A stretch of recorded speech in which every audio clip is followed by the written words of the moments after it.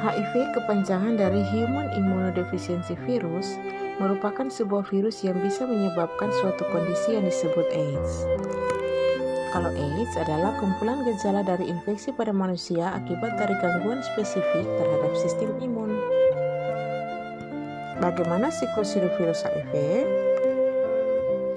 Virus bebas beredar dalam aliran darah HIV dan mengikat diri pada sel HIV, kemudian menembus sel dan mengosongkan isinya di dalam sel.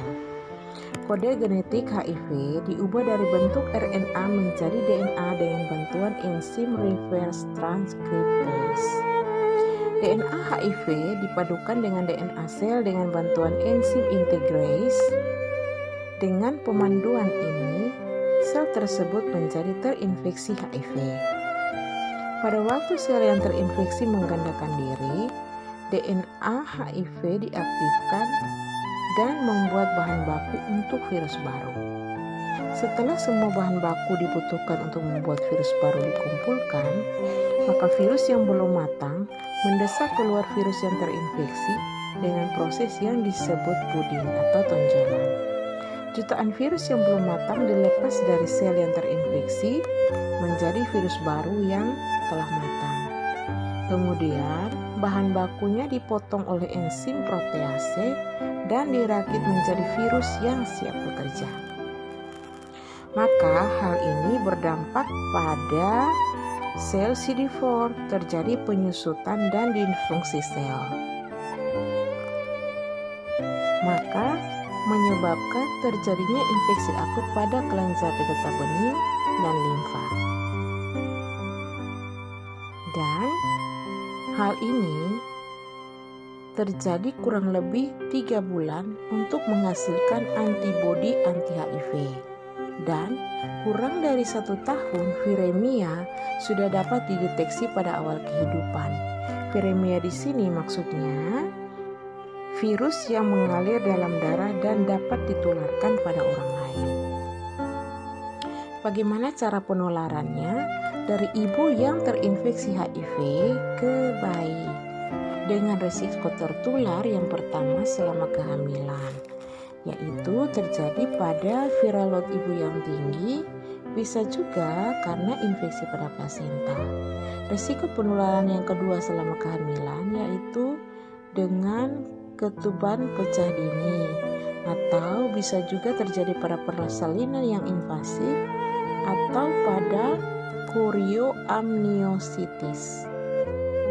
Resiko tertular yang ketiga yaitu selama menyusui. Berisiko durasi menyusui yang lama atau terjadinya radang pada payudara. Bisa juga terjadi penularan dari bayi karena ada kandidiasis. Yang berikut, infeksi oportunistik sering terjadi pada anak dengan HIV positif, yaitu adanya pneumocystis carinii pneumoniae. Pada umumnya biasanya timbul pada usia 3-6 bulan. Bisa juga terjadi adanya Mycobacterium mavium complex. Biasanya sering terjadi pada anak usia 5-6 tahun. Ada juga gejala kandidiasis oesophagus dan tuberkulosis. Maka pemeriksaan penunjang yang dilakukan yaitu pada bayi dilakukan tes kultur HIV. Kalau pada anak dilakukan pemeriksaan serologi dan kultur HIV. Untuk penanganannya, pada bayi, untuk semua bayi baru lahir dari ibu HIV positif diberikan terapi sidofudin mulai hari pertama pada umur 12 jam selama 6 minggu. Dan terapin diberikan 1 kali dalam masa 48 sampai 72 jam. Untuk dosis sidofudin, bayi cukup bulan diberikan 2 mg per kilogram berat badan 4 kali per jam. Sedangkan pada bayi prematur kurang dari 34 minggu, 1,5 mg per kilogram berat badan 2 kali per hari selama 2 minggu. Kemudian dilanjutkan dengan 2 mg per kilogram berat badan 3 kali per hari. Kalau dosis nifurafin 2 mg per kilogram berat badan. Yang perlu diingat adalah jangan beri vaksin BCG pada anak yang telah menunjukkan gejala infeksi HIV. Dan tambahan imunisasi campak pada umur 6 bulan selain yang dianjurkan pada umur 9 bulan.